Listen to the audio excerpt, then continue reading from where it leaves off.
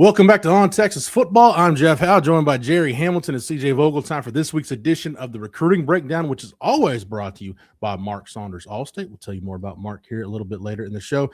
Gerry, I wanted to start with not so much getting into the Elijah Ali commitment, but with signing day coming up on Wednesday, just the fact that the Texas staff actually did turn over some stones, kick some tires.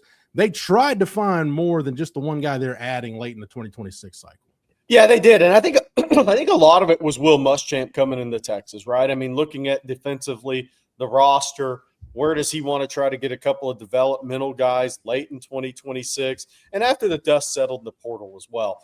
So Elijah Ali was a kid that 6'4", 285 pounds, a really talented upside guy out of the LA area, Southern California area. The got suspended due to transfer rules halfway through his senior year. So kind of an unknown. Picked Texas over San Diego State. But Texas went and personally watched him work out. And to your point, Jeff, that kind of is, I think, what we're going to see. I mean, especially with scholarships going to 105, I think we're seeing that Texas plans on using some of those on developmental players, which I love. I think it's a missed opportunity if a major university doesn't do that. But while Elijah Ali is going to be the signee tomorrow's signing day. Wow, nobody even cares anymore. Tomorrow's signing day for the senior class and their finals, the second signing period. I think Texas looked at a number, we know they looked at a number of guys, including a DeMod Lewis at edge. She was a really good player. That would have had to have been probably significant NIL deal. Decommitted from FSU, ended up at NC State. But Texas kicked the tires and looked at a number of guys. And I'm here to tell you, it may not be done yet. I mean, look, because Texas has a really good relationship with Brandon Collier, who brings guys over to the States. They had Hero Canoe, brought Hero Canoe to the States. Melvin Ciani, one of his guys. So you could see Texas look at one of those younger kids at the high school level that's a high school graduate too that could be eligible just to come over and go to college and be eligible to just be a guy that develops in the program. So I think Texas is leaving no stone unturned, and I love that with 105, with scholarships going to 105, because I think you're totally missing it if you're a major university and you don't try to grab 2, 3, 4, 5 developmental players every year and see if you catch lightning in a bottle, especially on defense in the SEC. Yeah. CJ, we'll get to the class of 2027 here in a minute, and I know it's hard to look beyond the next 12 or so months in a recruiting cycle. Do you think this is, one, kind of the trend that we're going to see for the foreseeable future? And two, does everybody from college head coaches and GMs all the way down to us that follow it and report on it, do we just all have to change the way that we've thought about recruiting for forever because this is the way it's going now? I think so. And I think the staff kind of came to terms with this probably around November, right? That's when they really started getting involved with a number of the area guys that go out and you add, some guys who might not light up, the rankings or, their star rating, if you will, in the recruiting aspect of things, but they're toolsy. There are other college programs that want them as top line guys, whereas Texas is saying, hey, come be, a member of our team and earn a spot. And that's kind of how you have to build your roster. You kind of have to find that balance of your blue chippers, your 5-star national guys and guys that, hey, for 2 or 3 years, you may not see them, but they'll have a strong junior or senior season after a red shirt, right? So that's what you have to look at. And I think what we're seeing in 2027 specifically, they're getting ahead of that. I think they're starting to add them earlier and get ahead of where they might have to fight over pre-existing relationships, potential NIL deals from other schools as well, and saying, hey, we know that eventually not every one of our 20 to 30 guys in our class are going to be the top of the line. So let's start getting this ball in motion while we can and while ultimately, you're in on the ground floor, basically. Gerry, as we transition to 2027 and talk about Cade Hogg, when do you feel like it's a good idea to take those type of guys anytime, or do you need to set a certain time of the calendar to try to fill your roster? Or in the age of 105, hey, if you see somebody that can help you, do you just take them regardless of what time of year it is? I think especially defensively, but I think if you see a guy that you say, okay, Cameron Hall, for instance, he's a heavily recruited player, right? But he's not the most highly ranked guy. You got to jump on those guys early. If you're looking at that guy, okay, what's this guy going to look like in 2 years, right? And you want to jump in early on a kid like that if you really like him, so you can build, as CJ said, you can build and maintain a relationship. You can build a bond with that kid Will Muschamp can be on, Kenny Baker and Lau and Clark can be on the phone with him, being in communication with him constantly. So I think that's what you're seeing. I mean, because you look at a Cam Hall, I mean, he's going to be 6'5", 275 pounds with long arms and a physical player. Well, that translates in the SEC if you can get some of those guys and develop them. They may not be the highly ranked guy. So I think what we've seen is defensively, Texas has made that move on 2 guys already. And they're different levels of recruitment. I mean, Cam Hall was a little higher recruited than Hogg, but neither one of those guys are highly ranked. CJ, the 2027 class right now after Cade Hogg's commitment stands at 5 verbal commitments. Your overall thoughts? I know it's only a 5-man class as of right now, but your thoughts on the 2027 class, how it's shaping up and where you think it's headed in the next few months? Yeah, a couple of trends here, right? We just talked about, you go out and you find some guys that you believe have some traits to develop over a long-term deal, or you go out and you add some guys that you believe could be instant impact guys, not to mention there's a good mix of Houston, DFW. Oh, and then you get the fastest kid in Louisiana as well as a nice piece out of New Jersey. So you're seeing Texas continue to move in the direction that we've seen over a couple of cycles now. And I think you have, again, a very solid base. And as we've talked about it, Texas normally gets going as we move into March and April and the summer official visits. This lines up with what we've seen from a timeline perspective over the last 3 cycles or so. So all in all, I think Texas is right on track to where they need to be. And I think ultimately they're going to be in a position probably more favorably for a number of the top guys, especially some offensive linemen, than maybe some previous classes as well. Gerry, we'll get back to it in just a second, but right now let's take a time out to thank our long-running sponsor here on the Recruiting Breakdown. That's Mark Saunders, Allstate. Well, you want to develop all your insurance needs. Mark Saunders is your guy. He serves the Austin and Round Rock area in the entire state of Texas. That means he's the only insurance agent you'll need. Everything from your home, car, and boat to your motorcycle, RV, and ATV. If you got one of those, call Texas Allstate agent Mark Saunders' office today at 512-218-8571. There are very few guarantees on Texas football throws out there. This is one. You will be in great hands with the over 35 years of experience that Texas alum and Texas Allstate agent Mark Saunders brings to the table. Again, give him a call today, 512-218-8571. Gerry, you mentioned it earlier ahead of signing day when, it's neither here nor there for a lot of people. Junior Day was another one of those events that kind of came and went, not near the deal it used to be.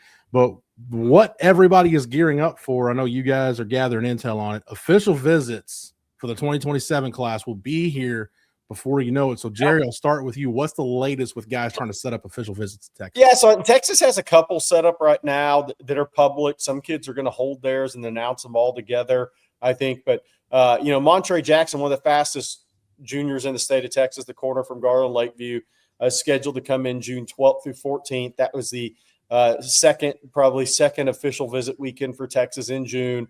Then Jaden Nelson, the linebacker, recent offer out of Langham Creek, is scheduled for the 24th through 26th. He was on campus last weekend for an unofficial visit with Cade Hogg.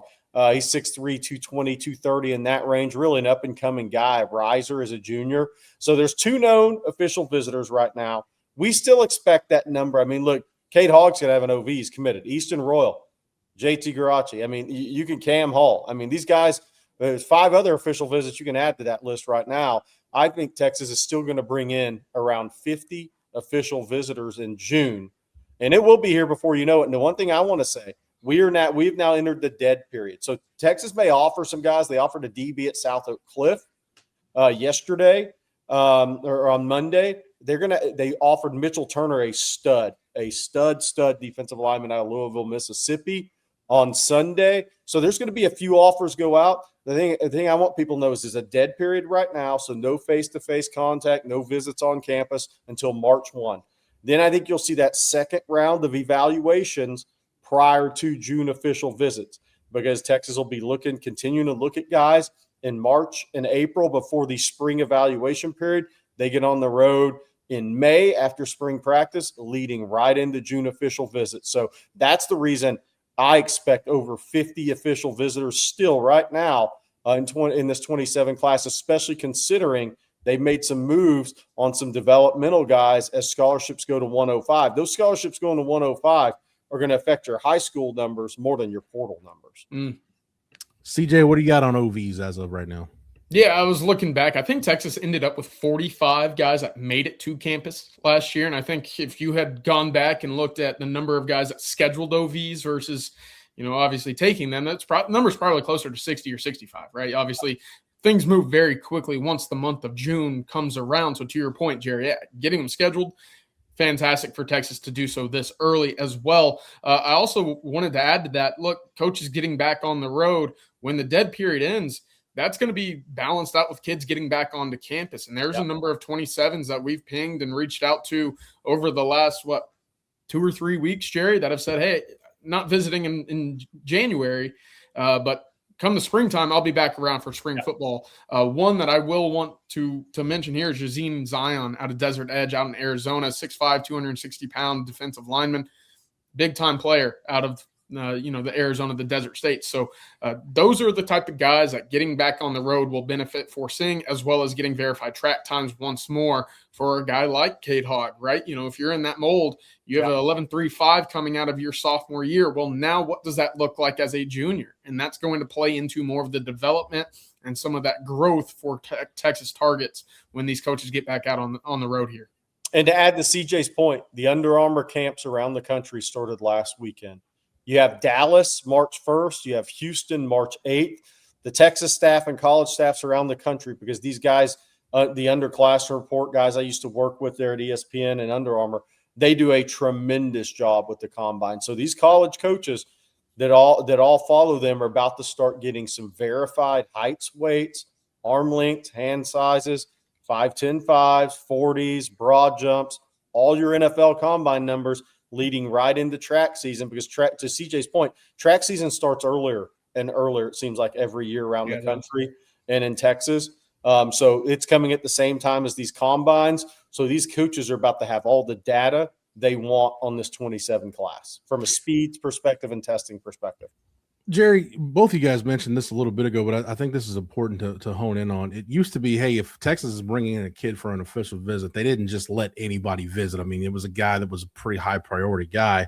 You think the impact of the changes we're seeing in the recruiting landscape is just going to be, hey, they're just going to get more kids on campus for OVs, whether they end up being priority guys or not. If they even think a guy has a chance, they bring him in for an OV and see what happens. I think to a certain extent, but you don't want to have so many kids on your campus in a weekend to where kids feel slighted from an attention standpoint. Right. So you have to balance it out. So I think some of these spring unofficial visits are going to be really massive, because I think Texas is going to make some decisions between 2, 3, and 4 different players. I mean, we haven't talked about Jabbar Jaloop. The most of his unofficial visits are going to come in March. Yeah. Because January, he didn't really focus on that as much for that January junior day. He was still out evaluating some of these guys for the first time. So I think you're going to see a big push for running backs to come on campus in the spring. But I think you have to watch how many guys you have on campus. And I know recruiting departments are bigger now, but look, everybody wants if anybody comes to an OV and walks away saying, man, out of 20 guys, I got the least attention from the Texas staff, that's not where you want to be as a staff. So I think you have to watch your numbers, and your organization has to be near perfect on these weekends. And CJ, that's where I want to go next. I know you've done some reporting on some shuffling Sark has done with the support staff, not just in quantity, but in quality. Your support staff needs to be as top notch as possible right now. So that, to Jerry's point, you don't have anybody leaving campus feeling slighted. Yeah, and that's, again, it's part of the balance, right? And we've talked about it when it comes down to Brandon Harris's group, right? Taylor Sherrill's group behind the scenes. You don't hear a lot about them unless you're on the board pretty often, right? But when these visit day comes, and Jerry, I know that, Jeff, we've been around, DKR on days where Texas has visit days. It's got to run like a seamless transition through event 1 to 2 to 3, right? And, we've heard about Texas hosting player panels, right? Meetings with nutrition and staff, and you go out and you see campus and you meet with an academic advisor. All of that has to be planned accordingly. And then, of course, where do you go eat? What's your transportation like to and from the hotel? A lot of bells and whistles that go into these official visit weekends. And to your point, I don't know if they're going to have, the big Lamborghinis out there again this year, but it's got to be something that kids look at and say, okay, I'm glad I made this trip. It was memorable for me. It made an impact on my decision. Now let's see where things go from here with the coaches. Gerry, we'll wrap this up talking about some basketball. We had Sean Miller on the channel on Monday saying he really hoped Austin Gooseby got that McDonald's All-American mention, which he did. He is going to be in the McDonald's game. So that's one for the men's basketball side. Vic Schaefer's recruiting class, 3 members of that 2026 Texas women's basketball recruiting class, Addison Bjorn, Brianna Crittenden, and Aaliyah Spate, all going to be in the girls' McDonald's All-American game. Gerry, really, really big deal for a combined 4 McDonald's All-Americans for the basketball programs. Yeah, I think it's great. And look, especially for Sean Miller in year one, when you recruit an Austin Gooseby, right, and he's having a tremendous senior season on the overtime elite circuit. I mean, tremendous. The best basketball he's played I've ever seen. And he's getting coached by Jermaine O'Neal. He's playing with Marcus Spears Jr., which we'll be talking about for the next few months. We know that's a big deal in year one for a coach to get a kid that's a McDonald's All-American, because that's a little proof of concept in recruiting. And for the Marcus Spears of the world, who has a daughter playing at Texas, who Texas is after his son, who's ranked number 1 in America in the 27 class. When Sean Miller and those guys hit the road and they're talking to other high school recruits in 27, those kids know, okay, well, you got a McDonald's All-American. I mean, so in year one, that's a big deal. I mean, you know, when Rick Barnes got Brian Boddicker, even though he wasn't an NBA draft pick, that was a big deal coming out of Duncanville. Yep. And then TJ Ford the following year. Then Brad Buckman the following year. And that's when you really start. I know we live in the portal day and age, but these high school recruits and their parents, this is a big deal to be a McDonald's All-American. And that's something they follow is, are you getting those level players at that program from a perception standpoint? And for Vic, I mean, look, it's his best recruiting class he's ever signed at Texas. Number one, 3 McDonald's All-Americans, just a tremendous class. And what that shows, I think kids and people coming up, the next group of girls coming up that are highly ranked is, look, while Texas went to a Final Four last year, they're still building. They're still building this program under Vic. So I think it goes a long ways in high school recruiting, because if there is one goal after being a D1 player that a lot of these kids who play high-level AAU circle, it's being a McDonald's All-American. It's still, that has stood the test of time in high school basketball. Always has. Yeah. Just to add to Vic Schaefer and his haul over there of recruits, all 3 ranked in the top 20 by ESPN at the moment. All 3 from different states, not including Texas, right? Missouri, Colorado, Nevada, going nationwide to find the best talent in the country. It's been mighty impressive to follow. Yeah, I mean, Texas women, number 1 ranked class, Texas men's 6 or 7 or 8, depending on where you look at. So both have top 10 classes. I think the men are done in high school recruiting, and now it's on to the portal for those guys. So this will be the 10 now McDonald's All-Americans for Vic Schaefer on the women's side. Austin Gooseby, the 24th Texas men's basketball McDonald's All-American. Gerry, I don't know if you know it, or CJ, you guys get a gold star. Can you name the first? Who was the first Longhorn McDonald's All-American on the men's side? Chris Clack, 95. The pride of Anderson High School, the local kid. That would come on, Jeff. Come on. I've had too many conversations about that over the years. I gotta make sure you're awake. I gotta make sure you're awake, and I need CJ to throw Chris Clack into the Google machine when we get done here. I'll throw one out there. The one Texas sign who should have been a pro but won't, now plays at Bethune-Cookman. Y'all know who that is? Is that he should have been an NBA first-round or second-round draft pick. Is that Arterio Yes, Morris? I do know who this is. It's Arterio Morris. Yep. He was a 2022 McDonald's All-American, was off to a great start at Texas off the bench. Then the personal issues became dominant in his existence. And now he's at Bethune-Cookman, but that guy should have been an NBA player, a draft pick for sure. He helped Bethune-Cookman cover earlier this year, so I know. Yes, CJ knew that one. Hey, at least the last one before Austin Gooseby was Trey Johnson, first-round pick, who is scoring at a high clip in the NBA. None of us are shocked about that. 11 of the McDonald's All-Americans on the men's side ended up being first-round picks. So a 50% hit rate, 2 second-round picks. So 13 of the 23 ended up being NBA draft picks. And Austin Gooseby will be an NBA draft pick, so you can chalk up another one. We'll see if it's after 1 or 2 years. Pretty good. Gerry, before we get out of here, one more time, let's thank our long-running sponsor here in the Recruiting Breakdown. That's our good friend, Mark Saunders. Yeah, Mark Saunders, he can handle all your insurance needs, everything in one. Everything from your home, car, and boat to your motorcycle, RV, and ATV. If you got it, Texas alum Mark Saunders is the guy to call. On Texas Football community members have been doing it for almost 3 years now, getting all their insurance needs bundled into one with Mark Saunders. Again, give him a call, 512-218-8571. All right, CJ, Jerry, thank you guys for the knowledge and expertise. As always, thank you to Matthew behind the scenes for producing it. A reminder, everybody, get over to ontexasfootball.com. If we've got information, if we've got intel, that's where it's going to be first. So make sure you get over to ontexasfootball.com, participate in the forums, and check out all the news, notes, and nuggets CJ and Jerry are dropping on the recruiting front there on a daily basis. For CJ, for Jerry, for Matthew, for the entire On Texas Football staff, I'm Jeff Howe. Thank you so much for watching and listening. And until next time, welcome.